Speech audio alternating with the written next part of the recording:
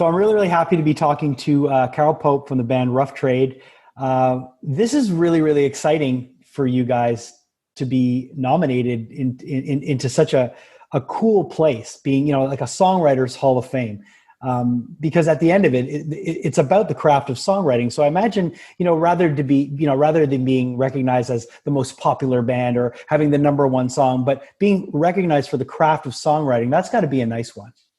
It is really nice. We're both really honored, and it's such an iconic song. So, it kind of launched Rough Trade's career. So. Oh, and being someone who grew up in Montreal, it was played so much on the rock station here in Montreal, where I actually work at now. So it's funny to be talking to you today because I remember first hearing that song when I was just about to get into high school, and the timing of it was, it couldn't have been better for me personally to just to hear these words and be like, wow, that lady's saying something I haven't heard before.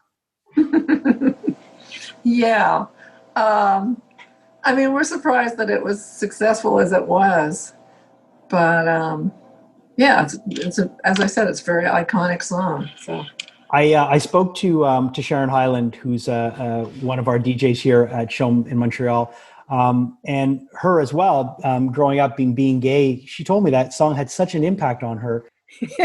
It affected me on every possible emotional level because it would have got me right as I was starting high school. So what's the principal doing with her? What the hell? Right. And I thought also the confidence that she oozed, for lack of a better word, scared the crap out of me, but in like a really perfect way. It was just such an empowering song for women, and it's such an empowering song on so many levels. It was so forward. That was what was it. And I think that's probably what, brought everybody to a screeching halt, no matter what age they were. It just happened to be at a very coming of age time in my life. But I think that would be one of the perfect songs that would have scared parents. Yeah.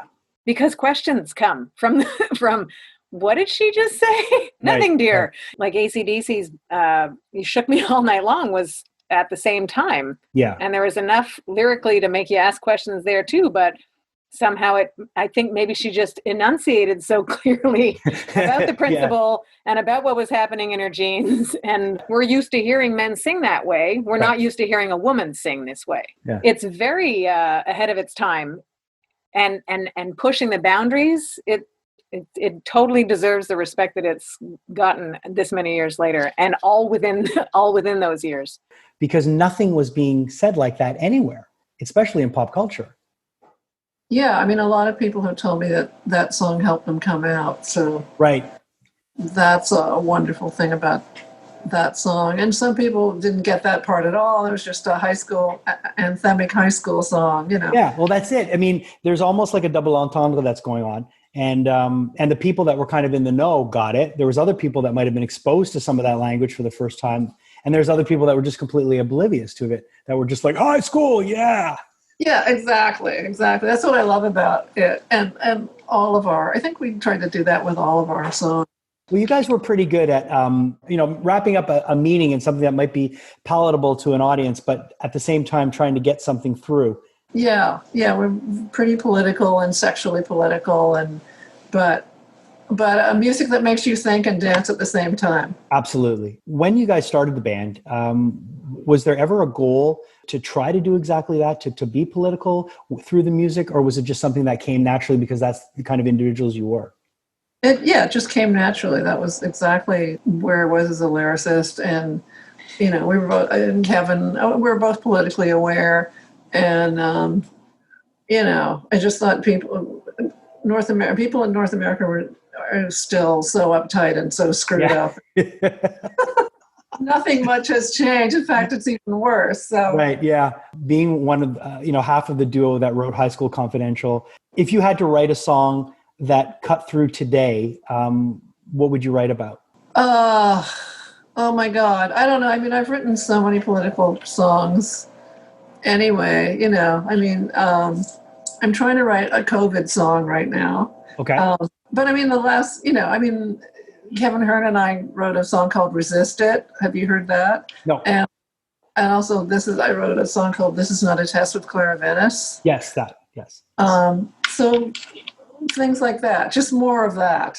When the success hit with High School Confidential and all the attention was around and people were, all of a sudden doors were opening up for you and you were going to different places. Did you guys enjoy it, or was there a part of you that was kind of a little bit cynical about it? No, of course we enjoyed it. It was fantastic. It was, the 80s. Come on.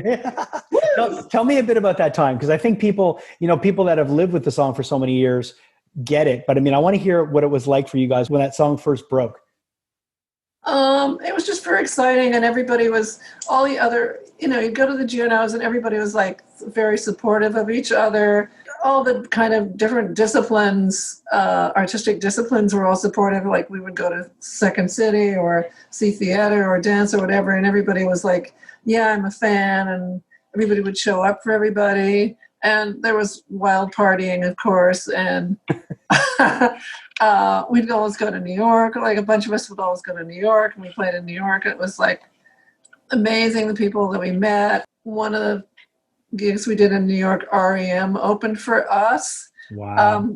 At Danceteria, and Madonna was there and saw me grab my crotch and stole that idea from me, we think, anyway. Really? Yeah. Did you ever get a chance to tell her, hey, I'm on to you? Well, I've never met Madonna, but I would if I... You would? Listen, bitch. That's my gig. Can you tell me a bit about the story of High School Confidential? Was it autobiographical? Was it based on a story that someone might have told you? Was it completely fictitious?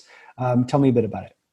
It was fictitious. Actually, Kevin and I were working on the soundtrack, writing songs for the movie Cruising with Jack Neach, which is a movie William Friedkin directed and Al Pacino was in it about it. I have it. Yeah. So that's what we wrote the song for Mink DeVille. I'm like, Mink DeVille can sing this, it'll be great. And they were like, no, it's too on the money, and they rejected it. And then I'm like, oh, I'm going to sing it. So that's how that happened. And then Really? Yeah. So it originally wasn't supposed to be sung by you. It was something you had written for somebody else. Wow. That's crazy. Yeah. I didn't know that. It's totally crazy, and I'm so glad they rejected it. So basically, if they hadn't rejected it, you guys wouldn't be inducted right now. No. I mean, maybe we probably would have performed it, but then they would have had the rights and the publishing and blah, blah, like for all the other songs I wrote for that movie. So that's one of the rejections in your career that you probably were happy that happened. Yes, exactly. But it kind of was inspired by, going to high school and just seeing cool chicks sashay down the hallway. And I actually went to the same high school as Craig Russell. I went to a lot of high schools because my father made us move every year, but that was the most insane high school that I went to. When you think of high school, for you, it was a lot of different scenarios because you were always having to adapt and having to make new friends every year. The first high school I went to was Cedar Brae in Scarborough, and it was to me, it was like so glamorous, and there were so many cool people there and so many cool musicians, and we just used to go and see bands all the time and also take the bus and go to Yorkville and see bands there. So when you look back on those years of high school, for you, they weren't that bad. No, they were great. I loved high school. Okay. Except for the moving part. Right. Moving forward, now that you guys, you've been inducted into this hall, and I know that you're very active in all kinds of things. Are you thinking once the world kind of comes back to normal, going out and touring some more as a band?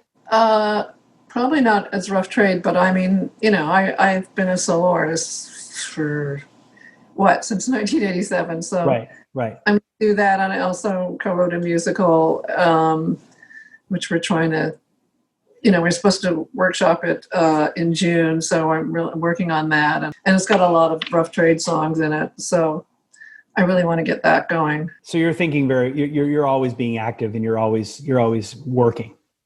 Yeah, absolutely. And we've just been making a lot of videos too. We did a High School Confidential video with Bare Naked Ladies. I also did a video of Lesbians in the Forest, which is Peaches is in. And Kevin Hearn and I are doing a video of Resist It, that song I mentioned. Right. Yeah. So we're just doing a lot of videos. And I'm also trying to do curated performances for people who want to hire us to do live streams, and we'll do, we'll sing whatever you want. So kind of like a show in your living room, and people can curate the playlist to what they want. Exactly. Well, I wanted to thank you for taking the time for chatting with me today about this. Congratulations. I've been a fan for a long time, so much so that my band covered High School Confidential. So thank you. Great.